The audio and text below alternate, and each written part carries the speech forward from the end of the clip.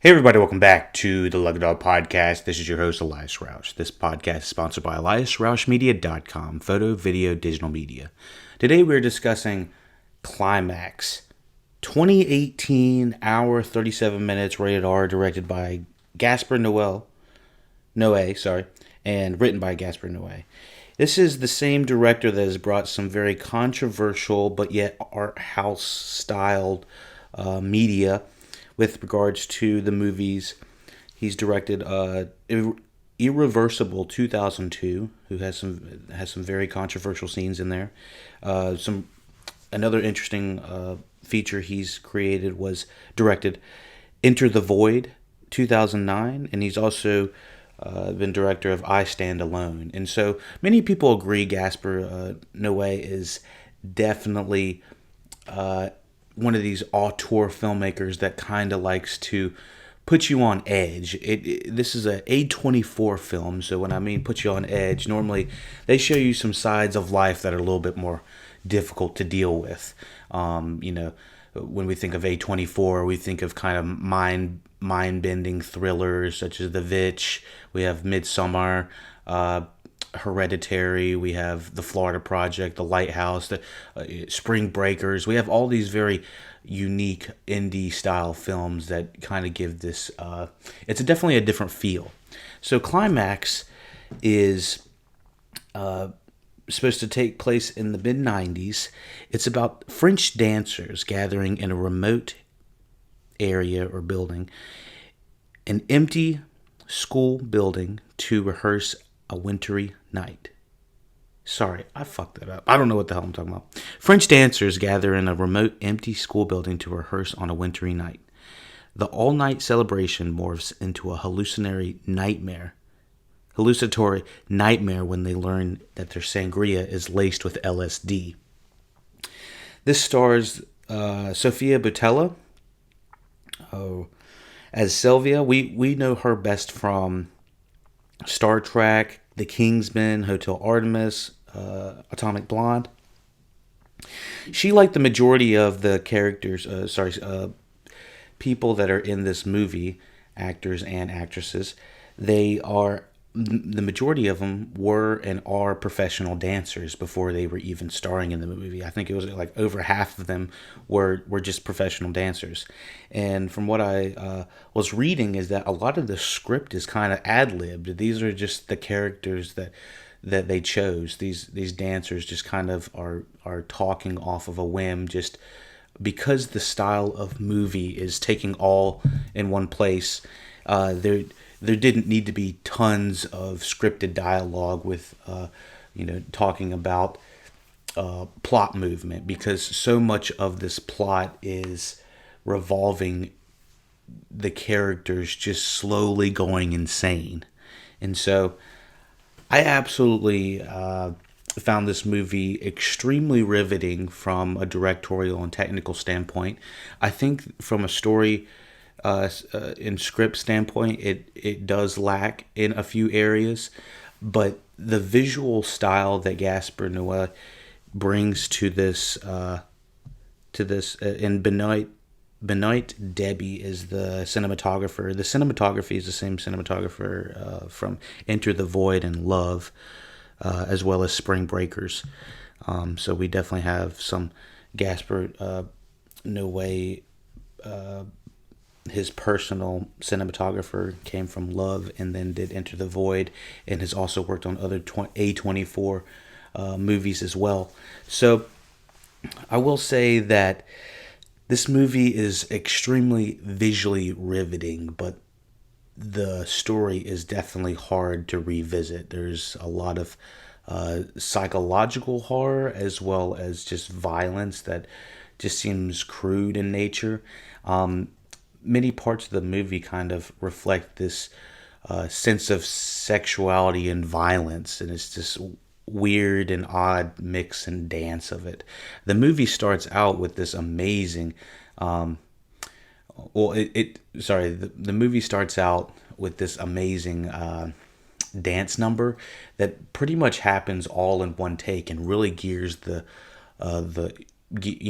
lubes your gears up, ready to go into these next few scenes, but it's such high energy at the beginning. You're like your blood pressure's going, and you're up. If you're in your seat, you might be like bouncing and dancing a little bit because the music in this is phenomenal. Now, when it comes to the more horror aspects of this movie, I think that's when it starts to become a lot more difficult of a watch and less enjoyable, and slightly, it's still entertaining, but it's much more difficult to watch. So there's they touch on themes of motherhood and uh, being, they touch on themes of motherhood, drugs, alcohol, being able to choose whether or not you get an abortion.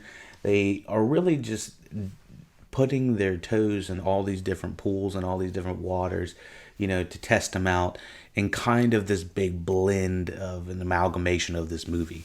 And so they my personal gripe would be with the movie is that the overall tonal theme seems a little bit dour and doesn't seem exactly it kind of has that Joker-esque problem where they might refer the line one or two times, but they overall are not explaining what their message is. I feel like the message is muddled in this movie, just like it was in Joker a little bit. Let me see. I did watch this movie originally all in French, and I had no idea what was going on. So rewatching it, I was just kind of like, okay, I know it's going to happen, but I'm looking for it on a second viewing, and I definitely think the second viewing gives a different experience because you know where all this is going to head. But wow, it's very dark when it comes to the motherhood aspects. I'm still very much interested in why they went so dark with it. So before we hop into spoilers, let's I would say if you're interested on a technical level about kind of an all-in-one location, almost like a stuck all in a warehouse, and then someone spikes the punch and you want to know who did it. It's that kind of movie. It's definitely a who did it, but it turns into a descent into madness and hell, and it feels like almost every 20 minutes there's another level that they seem to hit. And just walking, like, you're walking around this empty school building with these characters throughout most of the movie after the dances are complete. I mean, there's some amazing dance sequences, but then they'll go off on these kind of side tangents, and they'll go explore what's going on within the school building, and people are just losing their fucking minds. And the way that the camera movement is just constantly moving, and finding new and interesting ways to shoot dancers. And it definitely inspires me as a director to find new and interesting ways to create media like this. I couldn't imagine that, the rehearsal that it took to do all this, but I do know that I think they said production was less than 3 weeks, and so that's pretty quick for what they did. But since it's all taking place in one location, I can see how that's possible.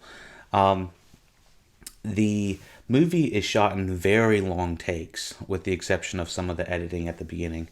I think the editing is very good in this. It's used to accentuate points.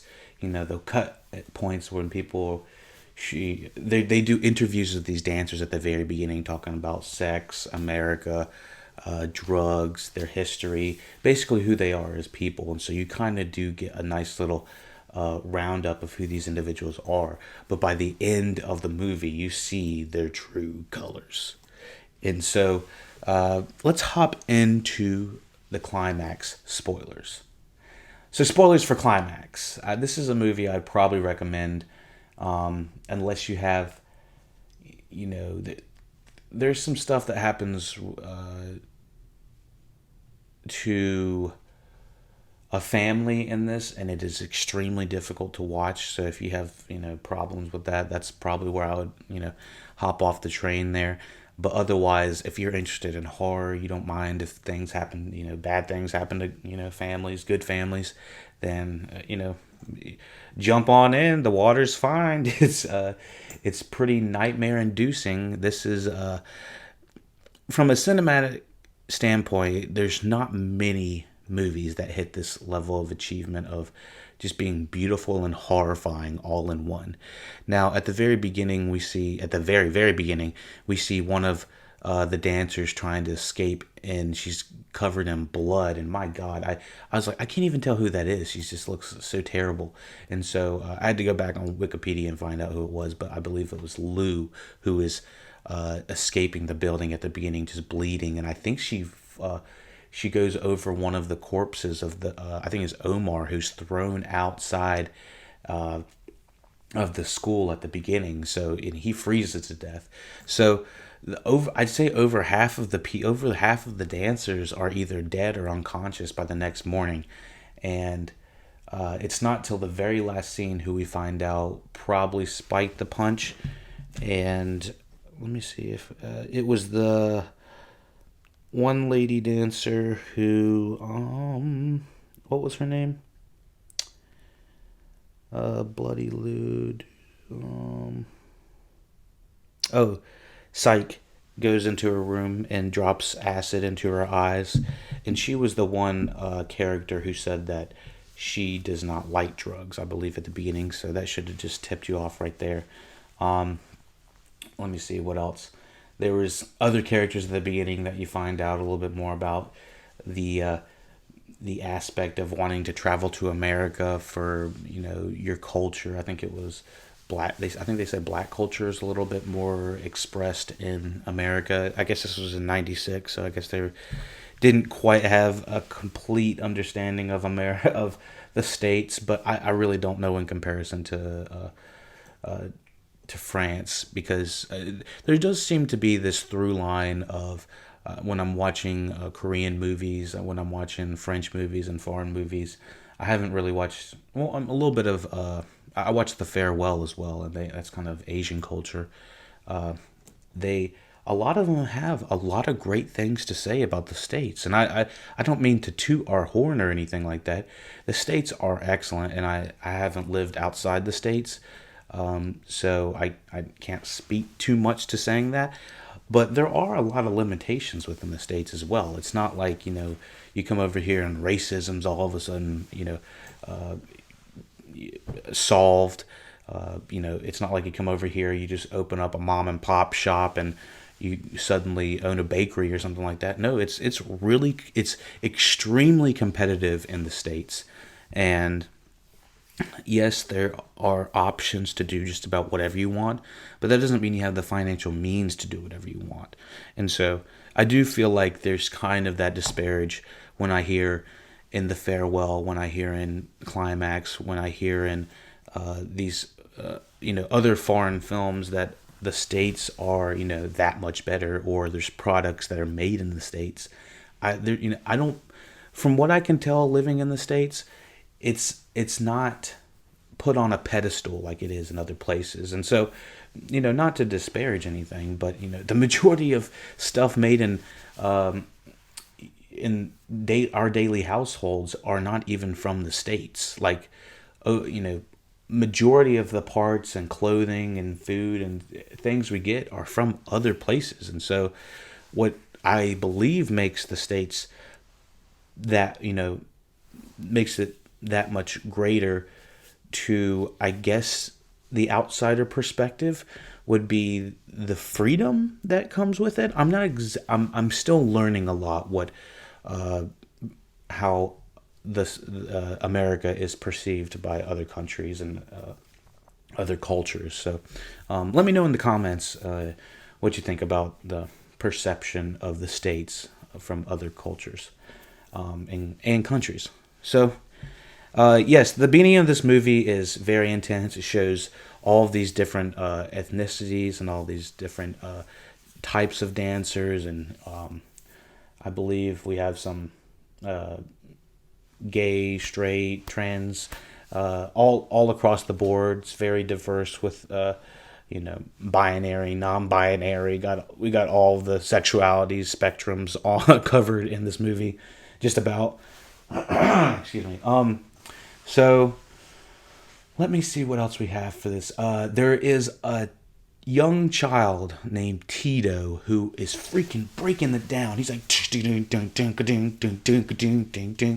and I was scared shitless for Tito the entire time because I knew I had seen this movie in French, and so I knew what was going to happen to Tito. He's put into the electrical closet, and he's screaming for 45 minutes of the movie, which is pretty much relatively over half the movie. Someone is screaming in the background, and it just sounds like the sound design makes it feel like you're in a haunted house at a theme park that you cannot escape. And for better or for worse, it's beautiful, but it's still like a nightmare fuel.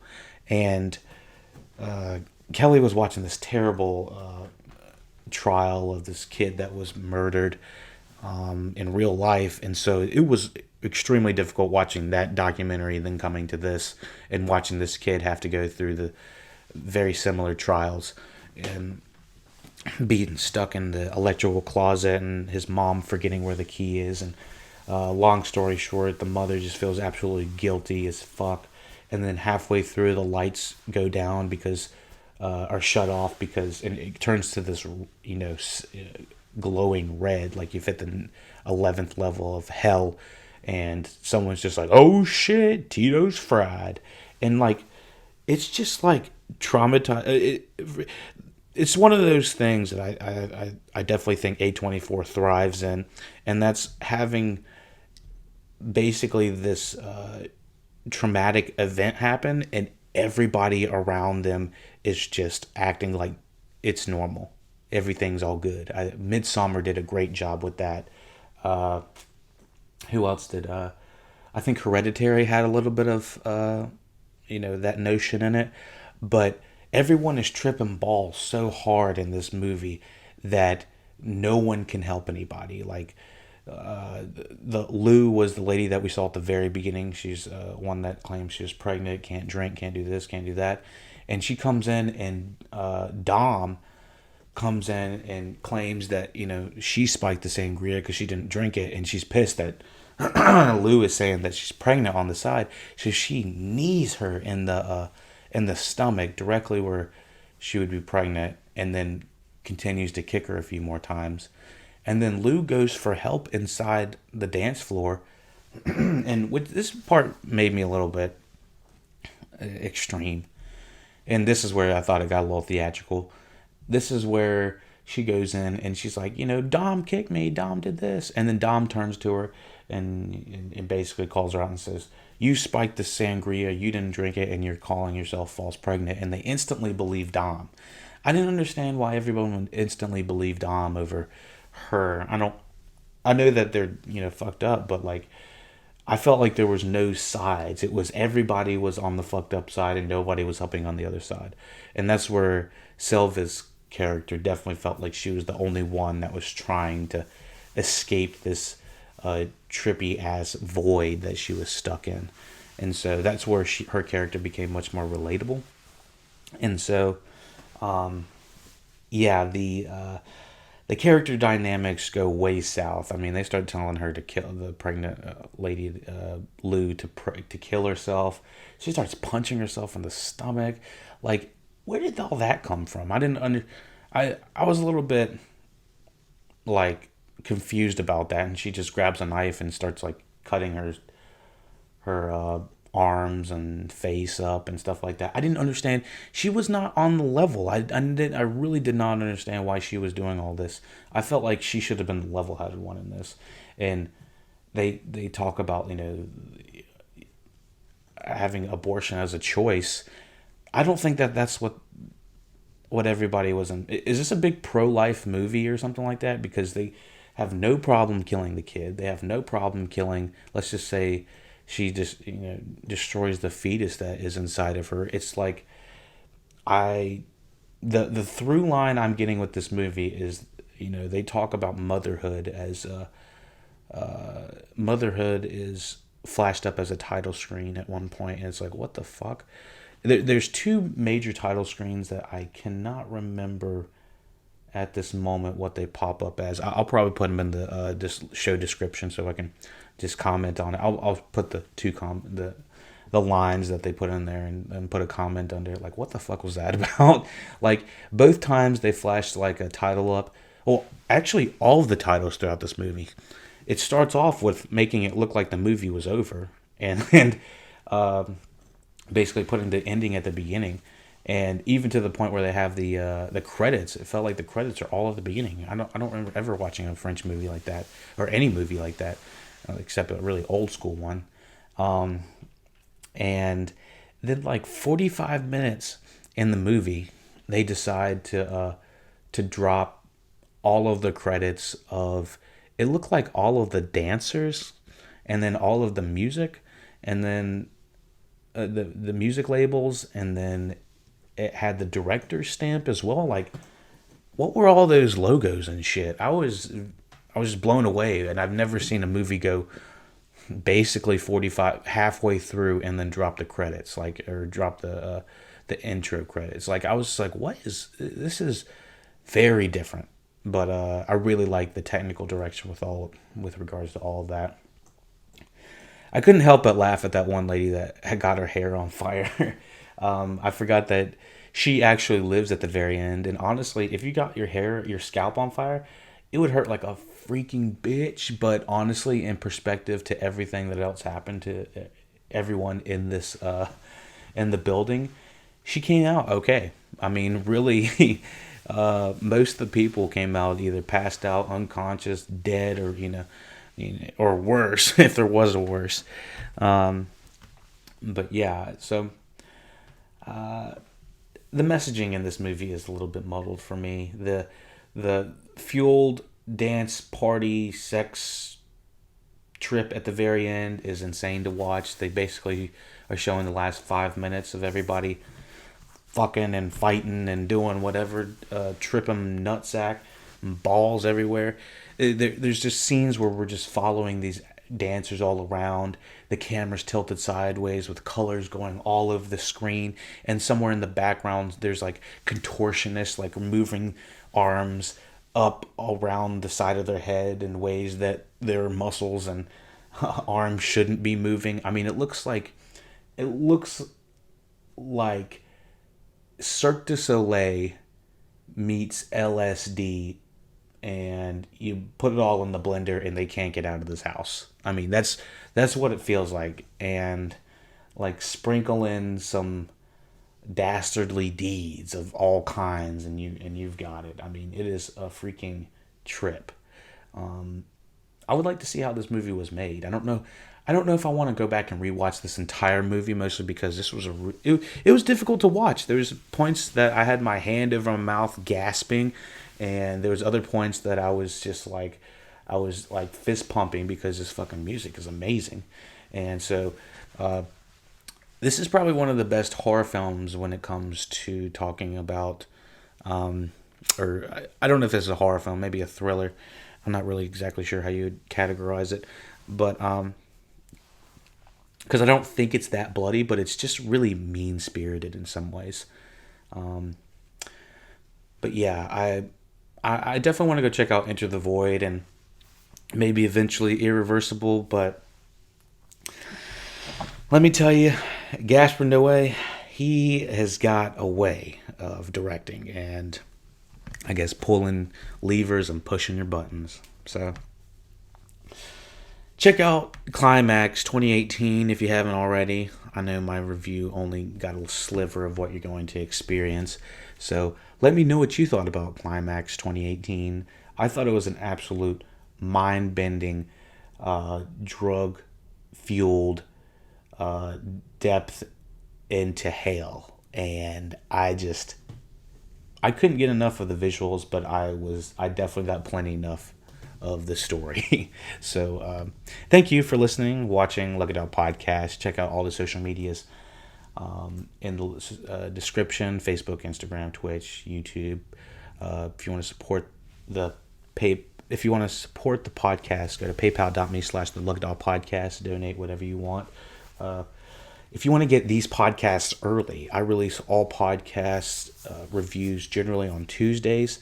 But if you want to get them in video form, and you'll get them early on YouTube, just subscribe to the YouTube Lucky Dog Podcast. We could not do this without you. Check out all the Lucky Dog Podcasts. Let me know how I can improve on the podcast. If it's, if I talk too low or if I talk too fast, let me know how I can improve. This podcast is available on your podcast provider of choice, with the exception of like Spotify and Stitcher. Still working on those, but we have Google Play, we have iTunes, we have Soundcloud, we have Overcast. Overcast is a really great choice if you want to be able to control the podcast, how fast someone talks or how slow someone talks. It'll even take out the breaks. Like if I stop talking for 2 seconds and then start talking again, it'll take out that break. So it's cool, the different podcast providers that you can use to help enhance your podcast experience. So thank you for listening, watching Lucky Dog Podcast. For the full archive, go to SoundCloud, Lucky Dog Podcast. Thank you, and take it easy.